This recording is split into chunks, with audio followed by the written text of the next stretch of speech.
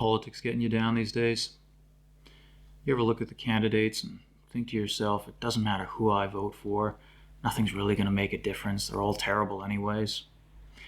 You ever find yourself wishing that society could be made a better place if everyone were just a little bit more intelligent, if they just thought a little bit more like you?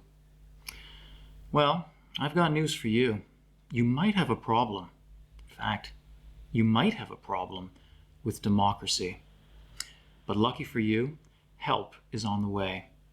All you need to do is say those 4 magic words. What would Hayek say? I'm Scott Nelson with the Austrian Economic Center and Hayek Institute in Vienna, Austria.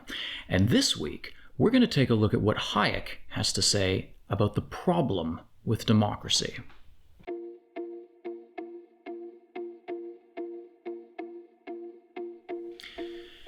Now, the title of this video is something of a misnomer, since there's not just one problem with democracy, but many. From the outset, I should make clear that this does not mean that democracy is not worth defending, for it may be, as Churchill once remarked, that democracy is the worst form of government, except for all those other forms that have been tried from time to time. But a true friend of democracy must be as honest about its faults as about its merits. So we tend to understand democracy as something that is unequivocally good. So when demagogues are elected or politicians enact policies that we don't like, or even when it simply feels that our country is headed down the wrong path, we tend to see these things as threats to democracy and not as the natural results of democracy itself. It also goes without saying that democracy is only ever felt to be under threat when it's the other side that's winning. So the real mystery that we might begin with is to explain why it is that we think democracy is unequivocally good.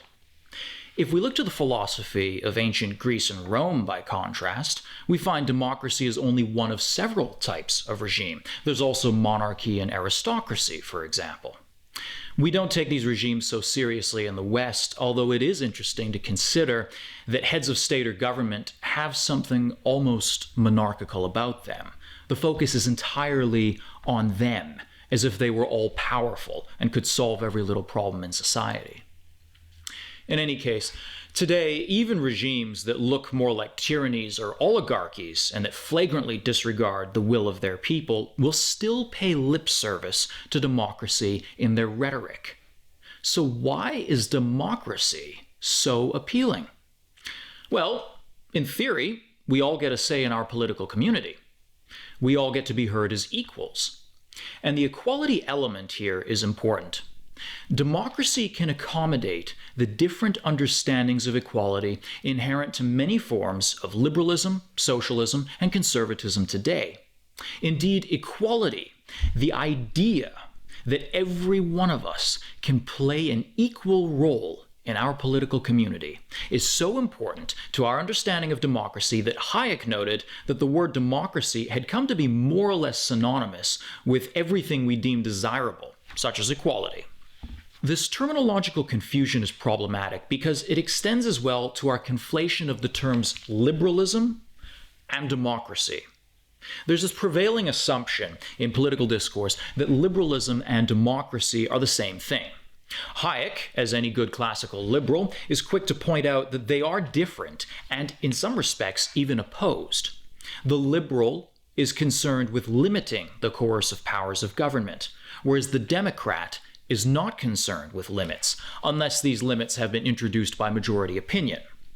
Liberalism is concerned with what the law should be, whereas democracy refers to the manner of determining what the law will be. In short, for Hayek, liberalism refers to the ends, while democracy refers to the means.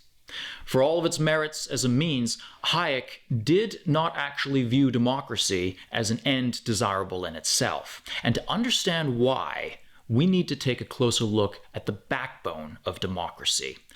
Popular sovereignty, the idea that power and authority rest ultimately with the people. Now, there are different forms of popular sovereignty. In a direct democracy, you have a proper government of the people, by the people, for the people. But this is really only practical in a very small population where everyone can actually get together, discuss, and deliberate.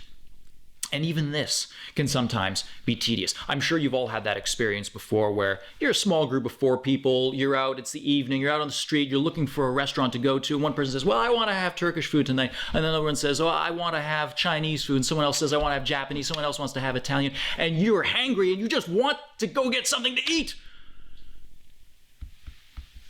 Anyhow, because of the sheer size of our countries, it's more common these days to find representative democracies. But these can have their own problems too. For example, do you feel adequately represented by your representatives? Do you even know who your representatives are? In a representative democracy, you have a government of the people, but it's not by the people. And depending on what your representatives are up to, it may not even be for the people.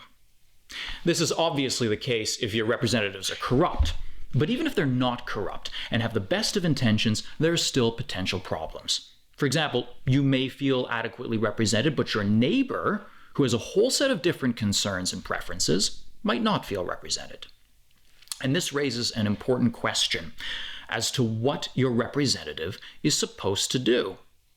Is he meant to be merely a proxy for your opinion, or is he meant to collect opinions and then act on his own judgment, even if it contradicts your opinion?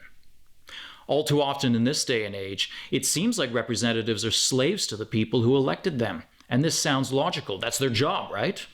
Another perspective, however, was offered by the Anglo-Irish statesman Edmund Burke, whom Hayek greatly admired. Of the representative, Burke said, "It is his duty to sacrifice his repose, his pleasure, his satisfactions to theirs," the constituents.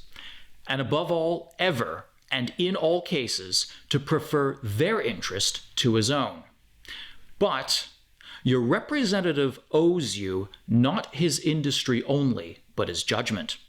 And he betrays instead of serving you if he sacrifices it to your opinion. Now that sounds terribly elitist to many of us today. How can someone know what's better for us than we do? It sounds infantilizing, the sort of attitude we take towards our children. If your representatives aren't doing what you want them to do, then you vote them out. But it does raise an interesting question. Would we condone a liberal aristocracy over an illiberal democracy? It's also noteworthy that the very notion of electing representatives already has something a little aristocratic to it. I mean aristocratic in the sense of rule by the best. It presupposes that there are some people out there who are better qualified to lead than others. If we were truly democratic, then we would dispense with electing representatives entirely and just have them chosen at random from the entire citizen body, since we're all equal. We're all equally able to lead. And perhaps this is the direction that we'll head in one day, since one of the other ways of dealing with the problem of representative democracy is just to bring on more democracy. As we said earlier, we tend to believe that democracy is unequivocally good. If it's good, let's have more of it. Get our politics out of the hands of a corrupt and incompetent political elite. Put it in the hands of the people. Maybe voting is outdated and we need to discuss other methods of expression, many of which are already in play, from protesting and demonstrating to social media activism. And this is why Hayek says it's dangerous to use the word democratic always as something good, because it means that the solution you'll have for almost any problem will tend to be more democracy. And this tendency is reinforced by the fact that the backbone of democracy, as we mentioned before, is popular sovereignty, which means that to deny democracy would be to deny popular sovereignty. It would mean denying that power and authority reside ultimately with the people. And if power and authority don't reside ultimately with the people, then where do they reside? One way to tackle this question would be to look at what Hayek has to say about what issues should be decided democratically. How do the liberal and the dogmatic Democrat differ in this respect? Hayek says that the dogmatic Democrat wants as many issues as possible decided by majority vote. The liberal by contrast, believes there are definite limits to the range of questions which should be decided in this way. The dogmatic Democrat believes that the current majority should be able to decide what powers it has and how to exercise them, whereas the liberal believes that the powers of any temporary majority should be limited by long-term principles. For Hayek, a majority decision derives its authority not from the active will of the momentary majority, but from wider and longer-term agreement on common principles. This agreement on common principles is important to Hayek. Not only is it indispensable for a free society, but it also serves as the authority for democratic decisions. This, for Hayek, is where power and authority reside. Now, it happens to be the case that disagreement about these very principles constitutes the stuff of politics. These principles are always being debated. Is liberty or security more important to us, for example? But for Hayek, that's precisely the point. Majority decisions, if not guided by accepted common principles, are liable to produce results that nobody wanted. Without principles guiding democratic decision-making, each decision is either taken at random, or these decisions that were intended to deal with particular situations create expectations that wherever similar circumstances occur, the government will take similar action. A lack of principles, therefore, or principles that had only a specific application, risks creating a path dependency that nobody really wants. Without agreement on common principles, democracy, understood as an end, degenerates into demagoguery, because the only standard for determining what is right is whatever the majority says is right.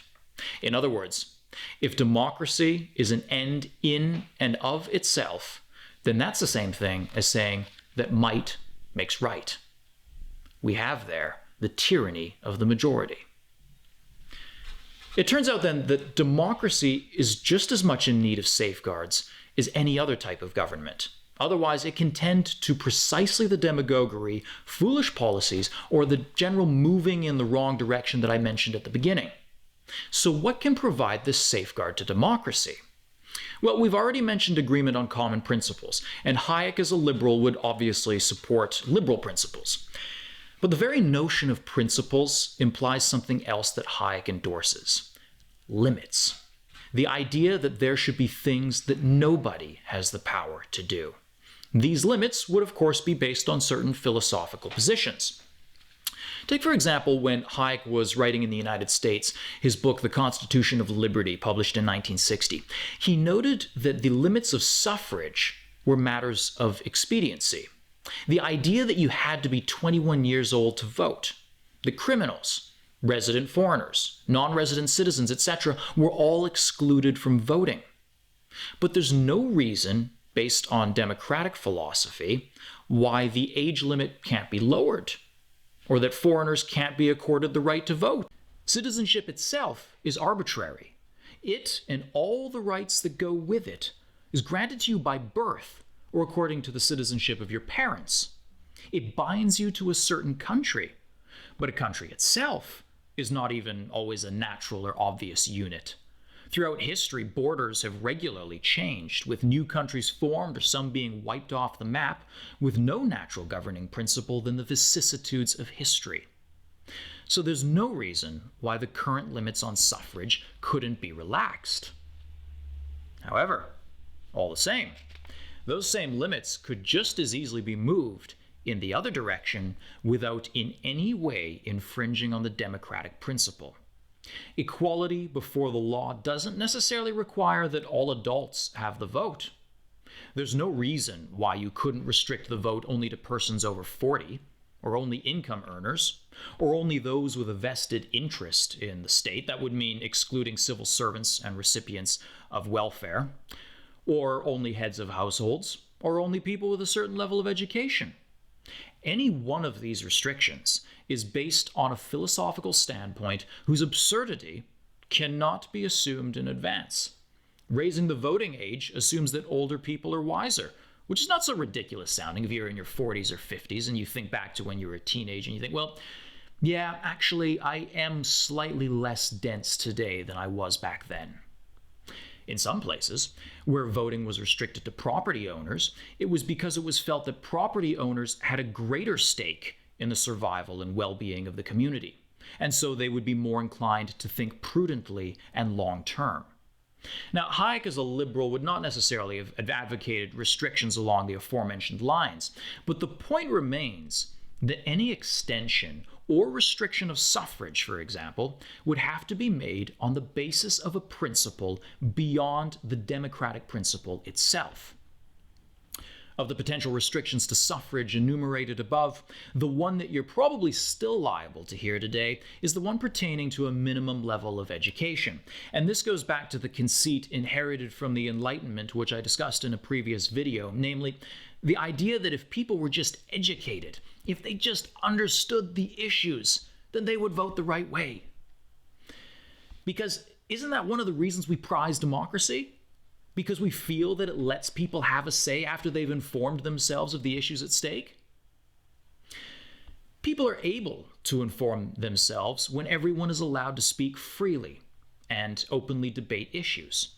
So for Hayek, democracy goes hand in hand with freedom of speech, since the idea that government should be guided by majority opinion holds only if that opinion is independent of government. Now, Hayek thought a democracy would also be best served by protecting minority views. In other words, anchored by the principle of free thinking. Otherwise, the tendency to silence such dissenting voices would be too great. One need only recall that it was a democracy that condemned Socrates to death. Public intellectuals have a duty then to give currency to new opinions that may become the majority view in some distant future. For Hayek, you're not a true intellectual if you just accept the views and values of the majority. And after all, if we conformed to the standards of the present majority, then we would stagnate. In Hayek's view, what we need is to let ideas compete with one another. We do this through debate, for example, such as parliamentary debate, where ideas are exchanged and politicians try to convince one another of the truth of their views. This is what happens, isn't it? Or is Parliament today less about exchanging ideas than about exchanging interests, horse trading, and maneuvering to gain a majority in order to rule? To what extent do our representatives, or we in the public sphere, be it in the streets or on social media, actually try to have an honest debate about anything? Often we lack both the time and the patience to study issues in depth and formulate them in a way that we might actually be able to convince someone with opposing views. If we don't have the time or the will to discuss issues intelligently, then why should we expect that we'll vote on them intelligently? Some of these arguments against democracy might convince us to give it up entirely, but Hayek would dissuade us from losing heart. In fact, he was disturbed in the 1960s and 1970s by the declining faith in democracy. For all of its problems, Hayek thought that the classical liberal was a better friend of democracy than the dogmatic democrat, and he gave at least 3 reasons to defend democracy not as an end, but as a means. None of these reasons are indisputable, of course, but it's worth noting that Hayek thought they were significant all the same. For one, democracy is the only method that man has yet discovered of peacefully handing over power. Secondly, although this need not necessarily be the case, democracy can be an important safeguard of individual liberty. And finally, although it may be true that an educated elite would be more efficient and just than one chosen by majority vote, democracy raises the general level of understanding of public affairs. It can have a certain educational value, where its benefit is seen in the long run. Its value, therefore, is in its dynamic rather than in its static aspects. Hayek's mention of an educated elite is interesting. One of the side effects he notes of unlimited democracy is that the supporters of such democracy soon become defenders of arbitrariness and the view that we should trust experts to decide what is good for the community. Political problems are reduced to administrative problems. It raises an interesting question, though. Is there such a thing as an expert in politics? There are experts in science, experts in engineering, experts in the arts. So are there experts in politics? If politics is about securing the common good, and if democracy is the best way of doing so, then we have to question what constitutes the common good. Does it just come down to adding up individual preferences? Or is it something different entirely? Is it possible even that a few people might know the common good better than the majority of people? I won't answer these questions this time around, but I hope that Hayek has helped you deal with your problem with democracy. And that's what Hayek would say. This guy is awesome. He's got a lot of great stuff to say. I hope you've really been enjoying our videos. If you have, and if you'd like to hear what Hayek has to say about something else, anything, then let me know in the comments. And please don't forget to like, subscribe, and share with your friends.